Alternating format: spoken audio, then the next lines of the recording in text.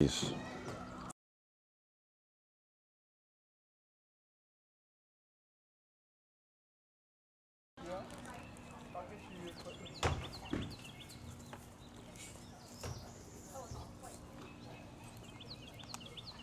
Hello.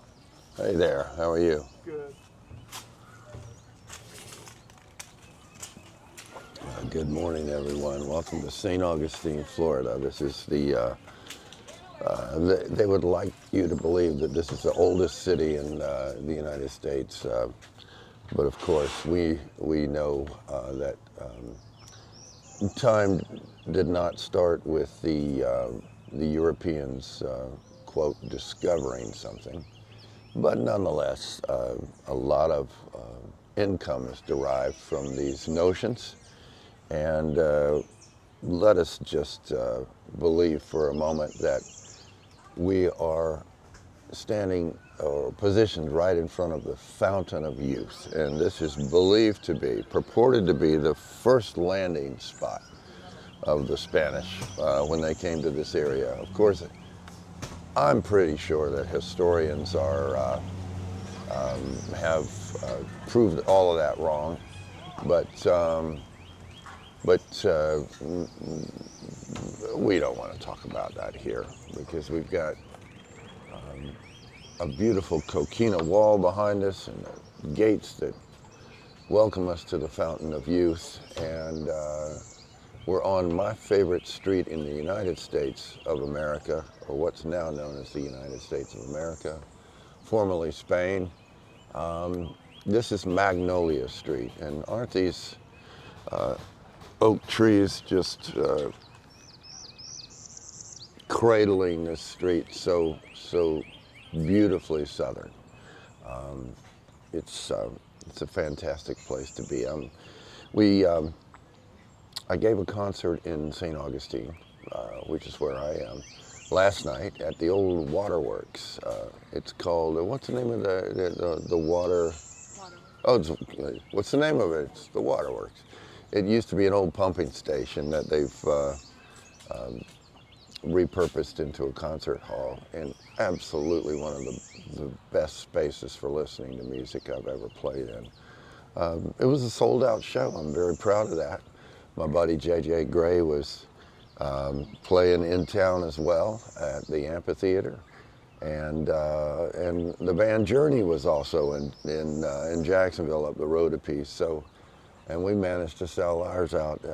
So, gosh, I'm so proud that enough people know my music. There were a lot of hands in the audience of people that didn't know my music, hadn't seen me before, and that felt great. But the folks here at the Fountain of Juice, not the Fountain of Jews, the Fountain of Juice, I just wanted to clarify that. I mean, it would have been fine if it was the Fountain of Each. I don't care. The Fountain of anybody is fine. But they are serving fresh Cuban coffee at the Fountain of Juice and acai smoothies, and a wonderful kind of neo-hippie looking lady is running it, and she is swamped. In the restaurant business, we say somebody is in the weeds when she has more customers than she can possibly satisfy. But she's just mellow and chill, and you know, I love that about life. Is you see somebody being mellow and chill when we in society tell ourselves we need to be uptight, we need to be anxious, we need to be speaking very brusquely and almost rudely to people. But she doesn't buy into any of that, and it's kind of infectious, and she doesn't. The lady who is running this place doesn't even know she's inspired me this morning, and that's not the sound of a weed eater. That's not the sound of a leaf blower. That's the sound of a smoothie machine. So we got a lot of sounds today. The things that sound like cats calling are peacocks. And the peacocks are over there in the Fountain of Youth. They've been here because they drink from the Fountain of Youth. They've been here since the arrival of the Spanish in the 1500s. It's the same peacocks. They haven't even reproduced at all. It's the same ones. And this is I can't think of a better place to broadcast to y'all from worldwide than the Fountain of Youth, because I just think it's incredible that Ponce de Leon was looking for the Fountain of Youth and purportedly found it here. But the notion that he was looking for the Fountain of Youth and he heard about the Fountain of Youth, doesn't that make y'all just feel like, you know, it just doesn't matter where we are in the timeline, we're all after the same thing. And I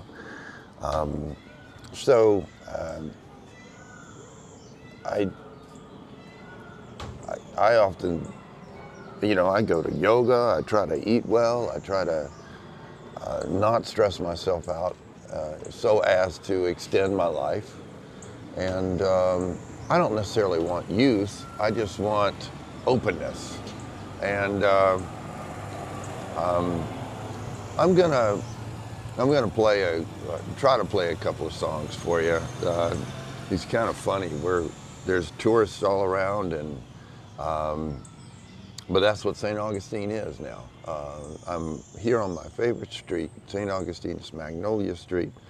I've got a dog leash on, and there's tourists all around. So as a precaution, if my dog Mona starts taking off, I will supposedly govern that action. So this is one that I'm just now working on.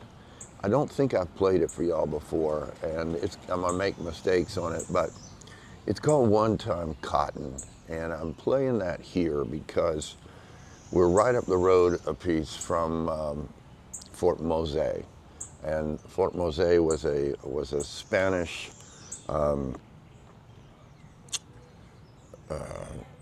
Spanish-sanctioned neighborhood, if you will. It was the site of what they say was the first legally sanctioned free African settlement in what is now the United States of America. In 1738, the Spanish governor of Florida chartered the settlement of Gracia Real de Santa Teresa de Mose, and we call it Fort Mose in the modern day. And it was a settlement to harbor those who were fleeing slavery from the English colonies in Georgia and the Carolinas. So after the long trek south, after crossing the St. Mary's River, which I sing about in my song Georgia Rice, they would make their way to St. Augustine, just less than a mile where we are right now. And so when cotton was king, when everybody in Europe and all over the all the aristocrats had to have cotton for their bustiers and their corsets and all of that, and their fine gowns. The gowns were probably mostly made of silk, but their undergarments were made of cotton. Did those ladies over there in Paris really think about where that cotton was coming from and the conditions under which that cotton was produced? And in the modern day, we say, oh my gosh, that's so horrible. And I'm not saying slavery was a good thing. But what I'm trying to draw a parallel to is that we go through life getting what we want, and we don't think too much about where it's sourced from. As I speak to you all, for instance, we're speaking over electronic apparati that were probably made in Asia. How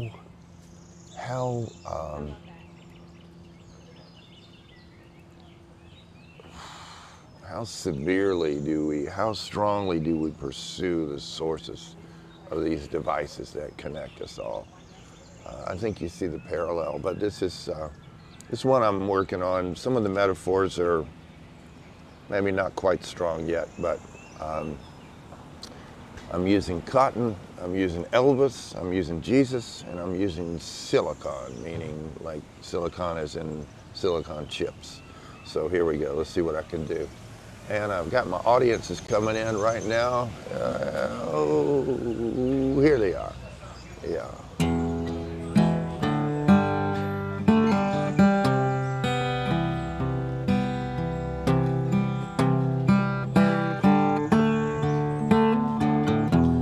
One time cotton was the king. Men of God through the christening, English ladies in their gowns. They'd find a lord, they'd drop him down. Ain't no way without the will. South had the slaves, North had the mills. Love is blind, or so it seems. Beauty justifies the means, when all that matters is the here and now.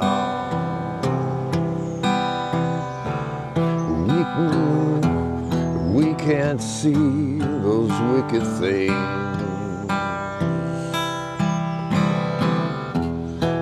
Would it matter if we knew somehow?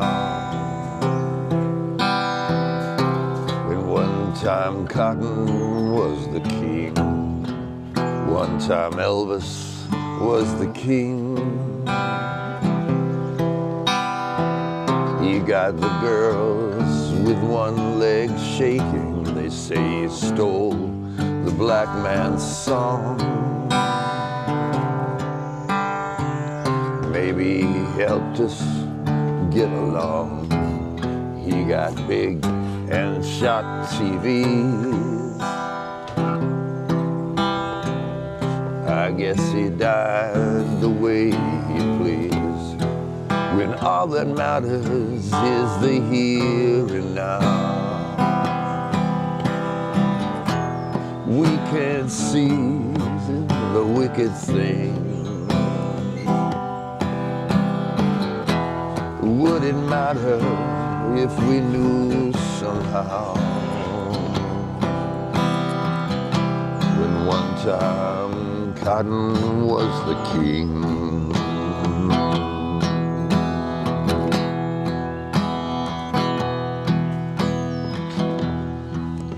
Okay.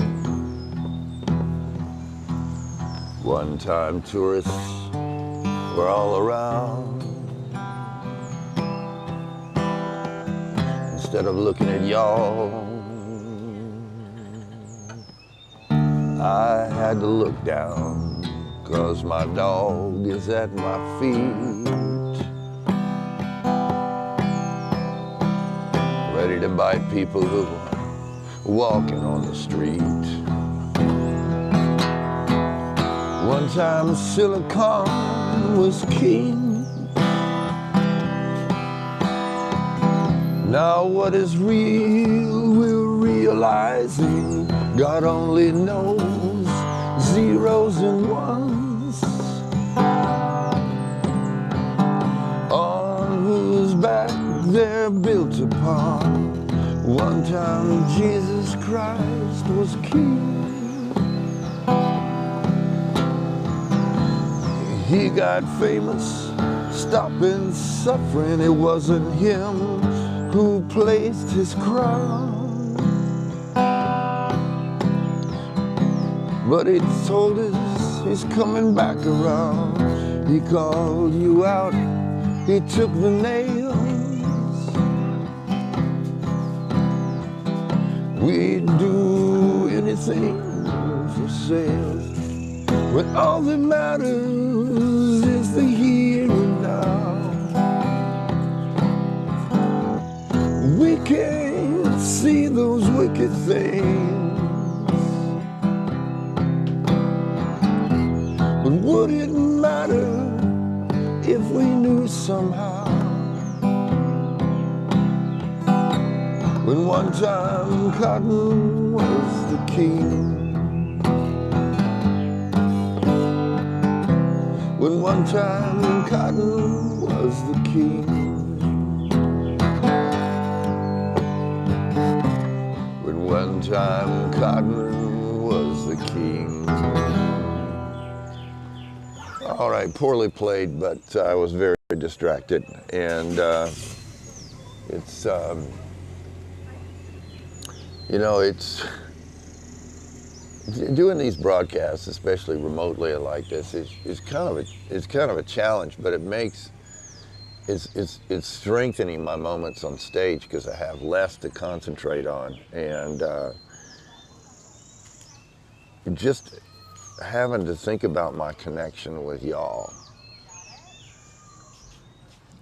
and simultaneously have my hand on the leash of my dog Mona, trying to be mindful of how close the cars are and the tourists are, and listening to the occasional peacock. It's not much different than what life requires of us, with the many, many ways that we are called upon to be available. There's texting, there's emailing, there's now Facebook messaging, there's probably people are talking over Instagram, and Twitter and TikTok, and all kind of ways of just corresponding such that you are expected to reply and you're expected to be available. And our left out phones. And but anyway, speaking of phones, I was thinking of phones when I think of slavery, because we like to think in the modern world that we're really so much more advanced and we're so much more humanitarian than we ever were. And I'm not so sure of that. I really don't believe it at all. I mean, I'm not trying to make anybody feel bad. I'm just trying to maybe supply some perspective. And how many of us are really thinking, how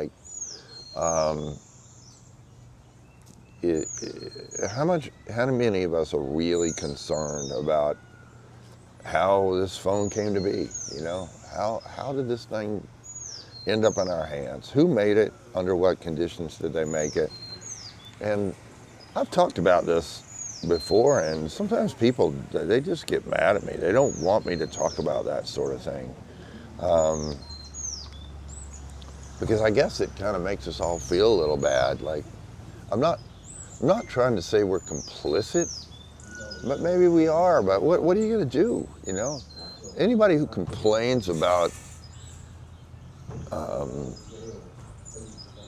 humanitarian injustice, I think, or forced labor, unfair labor, I guess, not humanitarian injustice in general, but forced labor. I guess we got to be very careful in the modern world to ask, when we ask ourselves, if we're going to complain about these things, and maybe they should be rightfully complained about, we've got to ask ourselves, what part do we play in them as well, and what are we willing to do about it? So I don't know. It's a quandary for me. It bothers me, and at a certain point, you just got to keep moving on, because you'll be so paralyzed. What's the alternative? Living off the grid? Living in the middle of the desert, way outside of Taos, New Mexico or something? Oh, you can't do that because you're on Native American land, and that would be horrible. So, it's like, where does it end? Again, I'm not suggesting we displace people. I'm not suggesting that's a great thing. But I'm constantly troubled by it. The notion that, I can write a song like the one I played at the very conclusion of my concert last night. It's called Wisconsin. I used to call it Try, and I'm calling it Wisconsin now. It's about an old farmhouse, and I'm sad because the farmhouse has slipped from the ownership of the original family. The grandfather had built that farmhouse in 1922. He came from Scandinavia. He settled in the upper Midwest, and now his family just can't afford the farm. So some corporation is the only entity that can afford it, and that's happening all over the United States. And everybody, I had a man come up to me last night. He was in tears, and he says, that was my grandfather. That was my grandfather. It happened to him. He moved over here from Europe, and I can't afford the farm. So how sad on one hand, but who had that land originally? The Native Americans. And then you think about that, you think, well, who had that land before the most recent Native American tribe? Did they extract it from some other tribe? And on and on. It seems to be the human condition. Not that I'm validating it. But once again, we are near Fort Mose, just a stone's throw from where we are. It was a sanctuary for Africans, really, who were seeking liberation from the tyranny of English slavery. And the only stipulation for that freedom that they achieved by coming and staying at Fort Mose, they call it Mose, Fort Mose here, it's Spanish, was that they had to swear allegiance to the Spanish crown, the king or the queen, and they had to convert to Catholicism. And throughout the years of Fort Mose, it was that piece of land was under constant assault from the English. They were trying to take Florida, and they succeeded in doing it for a while. And Spain would get it back, and the black folk or the Africans at Fort Mose would be called upon to defend their fort, their neighborhood, and they failed a couple of times. They couldn't hold it, and but they came and went, and finally in 1812, the Fort Mose was completely obliterated, and there was really no archaeological sign of it. It was a mound and a fort made out of wood built on top of that mound with a small moat around it. And they've recreated it, but the way things are, from what I've read about this area, nobody's really sure exactly where a lot of this stuff stood, where it was placed, what the footprint was, where the exact footprint was. But it was estimated that about 100 Africans made their way to Fort Mose, and keep this in perspective. If you're on a rice plantation near what is now what was then Darien, Georgia, for instance, that's kind of halfway between Savannah and the Florida state line, or the Florida country line at that point, the St. Mary's River. It takes you about an hour, no, it takes you a solid 2 hours to drive at 60 miles an hour, 70 miles an hour from Darien, where the lion's share of the rice plantations were. It takes you about 2 hours to drive to this point where we are, where Fort Mose is. So imagine what it was like to walk, and so it probably took them traipsing through the swamps. It could have taken them 20 days, 30 days. Some of them, as I sing about in my songs, headed west before they would head back southeast to here, and they headed west because the St. Mary's River is kind of cradled by the swamp, the Okefenokee Swamp, and the river is very narrow there and easy to cross. They could cross it without being seen. and then they were in Florida. So anyway, so this was a site on the of the Underground Railroad, and I really wanted to broadcast from here. We can't properly broadcast from Fort Mose because I did a very, very bad thing at Fort Mose, and they asked us to leave. I'm gonna just whisper to you. I told the truth. Oh, God forbid you tell the truth. I told them. They said, "What are you doing here?" And I said, I've got a live streaming broadcast, and I'm doing a historical research.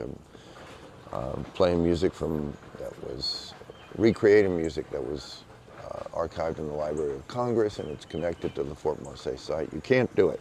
You can't do it. The state prohibits it. They wanted to make sure it's done properly. And what came to mind is this, there's a part of me that just kind of freezes up, and I almost allow that mentality to kind of ruin my day, and I'm thinking, we're going to let the state of Florida dictate what is proper. And the state of Florida, in its current state, its current political state, dictate what is proper in terms of passing along the history, African American history. We're going to let the state of Florida dictate that. If we're going to talk about what's proper, let's look at the British, the way they fought in the Revolutionary War. What a proper division of soldiers would form a line, a straight line all the way across, and that was the proper way to fight. What's proper, and that proper way to fight was a factor in the defeat of the British on this territory, what is now the United States. Because, the Continentals would they kind of spread out and just obliterated them. It's like, we're not going to stand in a line just because you guys are. At first they did, and then they figured out we're going to move around and defeat our enemy. My point is that, gosh, Margot said this morning, some of these rules they're based on safety. Sometimes rules are necessary for our safety. Don't drive on a parkway because your van's too high to pass under it. If you try to pass under it, you're gonna collide with the cobblestones and you're gonna die. So there's a good reason to deem that improper.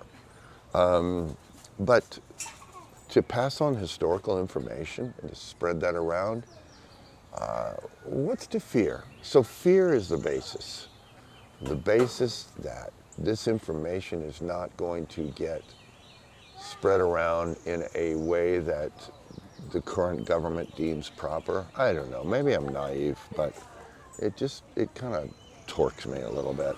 Anyway, I want to share something that somebody gave me last night at the concert. This really meant a lot to me.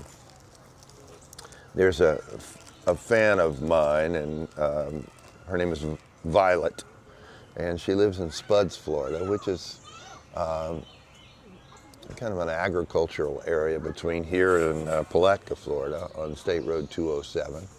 And Violet knows Danny Clinch, who is, he has been a long-standing, respected photographer based in Asbury Park, New Jersey, and he has documented, mostly about photography, all the significant musicians who came out of New Jersey. And Violet heard in February, I guess, of this year, that my group, The Unlawful Assembly, was going to be playing at Danny Clinch's photo studio in Asbury Park.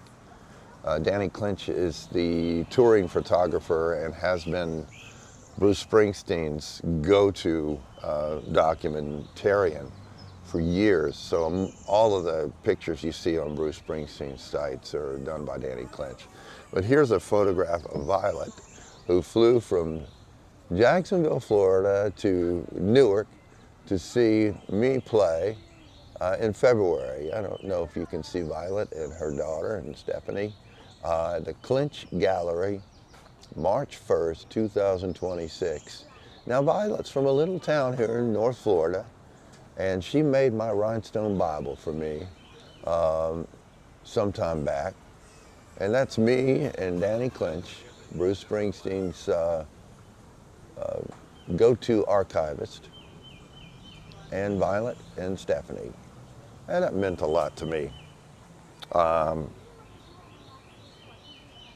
And I was so happy. And here's a picture of me singing with Ada Dyer at that performance. It was during the day. I hardly ever play during the day. Can y'all see that? Yeah, I think you can. And that's at Danny Clinch's gallery, once again, March 1st. And that's me with my group, The Unlawful Assembly. We take old spirituals, and that's Ada Dyer. And for those of you who don't know, Ada sings also with Bruce Springsteen. And and Stephen Williams is playing drums in that picture. Stephen's my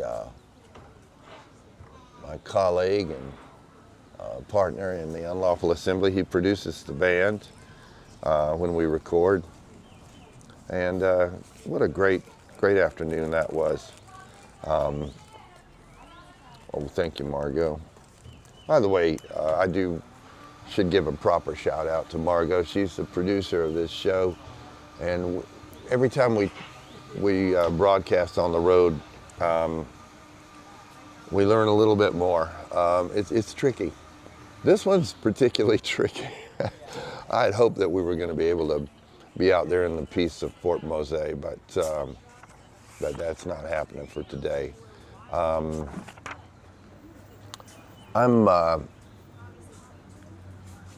think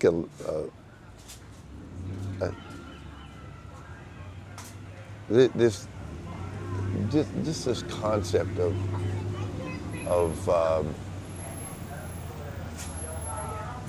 pursuing. Oh, oops! I got a dog coming up here, y'all. Hold on, just a second. Yeah, I think we're good.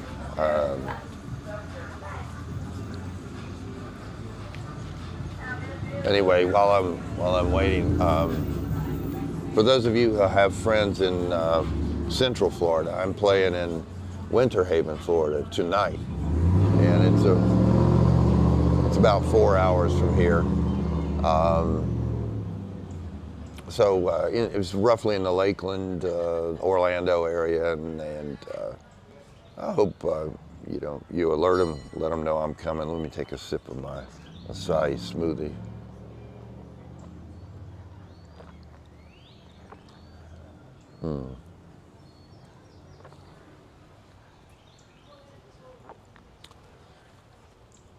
Well, I'm going to play one more song for you, and then probably say goodbye. I got a bug on me or something, and the sun's beating down on me, and I don't like that. Having grown up in Florida, I have skin cancer issues, and it's a regular thing for me. I have two dermatologists, and they don't know about each other.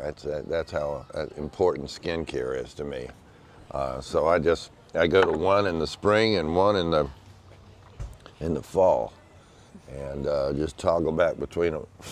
I need them so often. But I'm going to do one more song and call it a day. I think I'm on. Well, let me think about this for a second.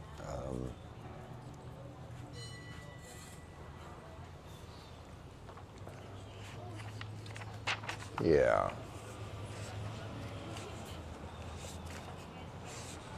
We've had a very, very interesting tour. Just last week we were up in New England, in Connecticut, in Massachusetts, and Yeah, I think I'll.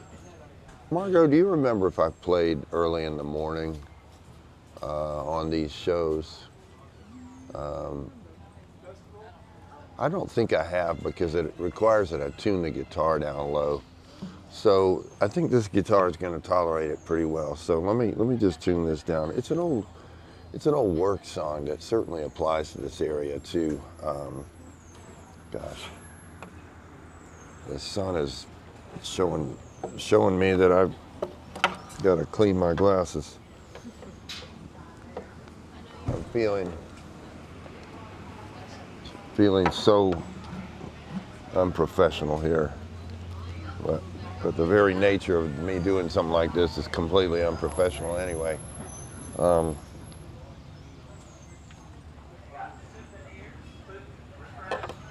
Souvenirs, food, and refreshments. I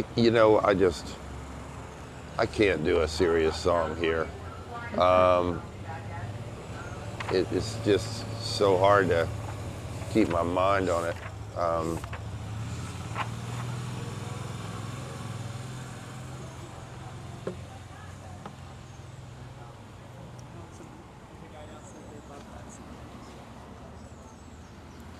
I think I'm going to play a Bob Dylan song.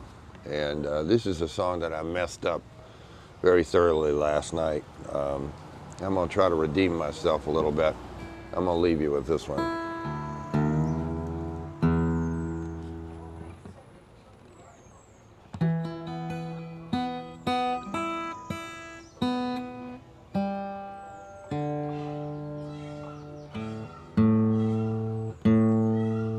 And I think this applies to Fort Mose and people being pursued, sometimes for unjust reasons, often for unjust reasons. People trying to get their freedom and people being not able to achieve it. And let's see if I can get through with this one.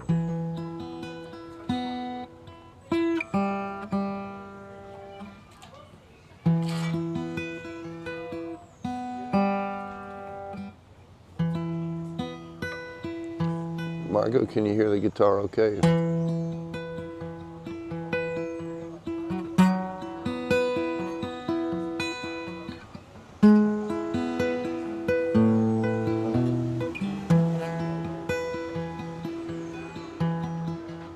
They say anything can be replaced. They say every distance is not near. I remember every face of every man who put me here. I see my light come shining from the west down to the east. Any day now, any day now, I shall be released.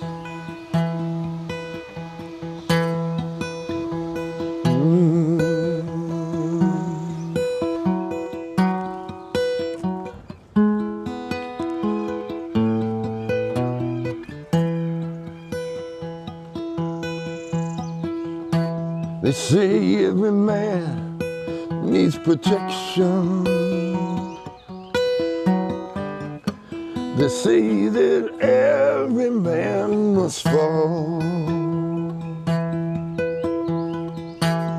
Now I think I'm seeing my reflection. Ooh, up there high above the wall. I see my light come shining from the west down to the east.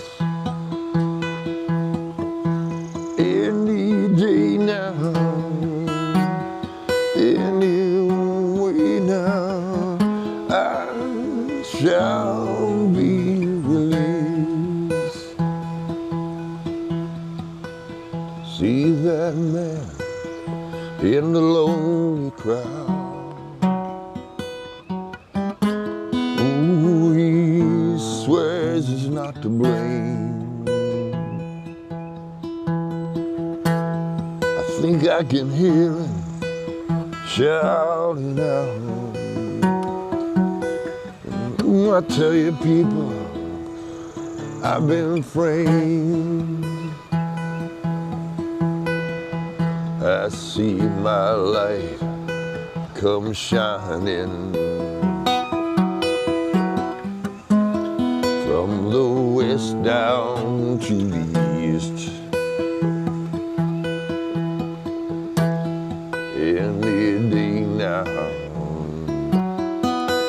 anyway now, I shall be released.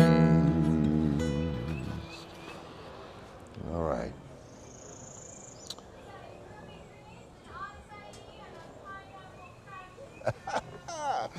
I love that. I got a groovy greens and an acai and pineapple, something else, all smoothies. You know, I think we're going to leave you with that. We got to hit the road and get to Winter Haven. We just wanted to spend just a little time with you. And please know that these shows are tricky to do. And we wake up on Sunday mornings. Y'all give a little bit if you can to help pay for the road costs. It's expensive to be out on the road. I'm doing okay on this part of the tour, but when I take my band out, put it this way: the fellas in the group and the ladies and gents in the group get paid, but I don't know. I very often don't. I've done okay, but you know, I just want to be able to treat them well, and we can keep doing that with your old support. Try to do good work and try to be kind to people. Try to be in the moment, and generally, if you're nervous about something, it's because you're focusing on what's not really your job at hand. And for instance, me, I got to focus on the music. You know, I can be playing for 30 people or 30,000 people. I have to focus on the song. That's my mantra. And I'll close by saying that I gave a workshop 2 days ago at St. Augustine High School. And I don't know if y'all have ever been into a high school lately, but it's like going into a prison. And it's trying to get out of a prison when you're ready to leave. You have to sign in and give your ID and go behind a set of doors, and within those set of doors is an armed, fully outfitted armed guard who looks like he's a Marine or something. And I know why that is, but hold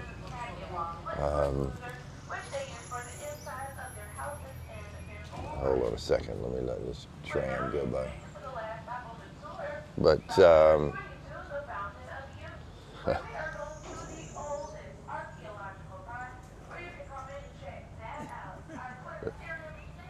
they're going to the oldest archaeological site, and you know that. I want to close with this, because she's saying that over a PA system as if it's fact. It's the oldest archaeological site in North America, or something to that effect. And yeah, laughing is the appropriate response. I mean, historians they think they've got solid information to refute that this is the oldest archaeological site really in North America. But the timeline for that starts with European expansion here. I mean, it's just kind of absurd and silly. Look, I'm a European, of European descent, so I'm not bashing the colonist, but let's just be real here. This business depends on that information, misinformation getting spewed out. And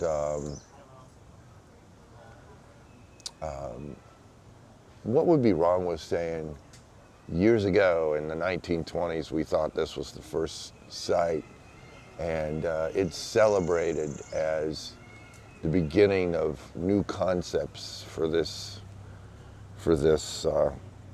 continent. And in this general area, all of this happened, and we represent these new concepts being brought to this area in this particular location. So, no, we can't do it that way. You have to state that it's fact. And my point in saying that is that 90% of the time, Margot and I are figuring out in life that when you talk to somebody, you're just getting their opinions, just like you're getting my opinion right now. But so little of what we bat around amongst each other is actually fact and certainty. So little of it is truth. It's just our opinions. And people, they fight and die by the sword on people's opinions. It's clarifying, that statement is clarifying to me, sort of, and comforting. But it's all, the older I've got, the more people's opinions they just bounce off of me like I have some sort of a force field. And that's why I'm feeling more comfortable in the knowing of that. And society tends to go one way or the other just based on the force of the information, the strength that the information is brought to you. And it can sway us. But I hope I've brought this information to you delicately, and I hope that you have a great week. Next week, we will see you from the banks of the Swanee River when I play for the Florida Folk Festival. I'm Walter Park signing off from Hymns and Hollers. Bye-bye.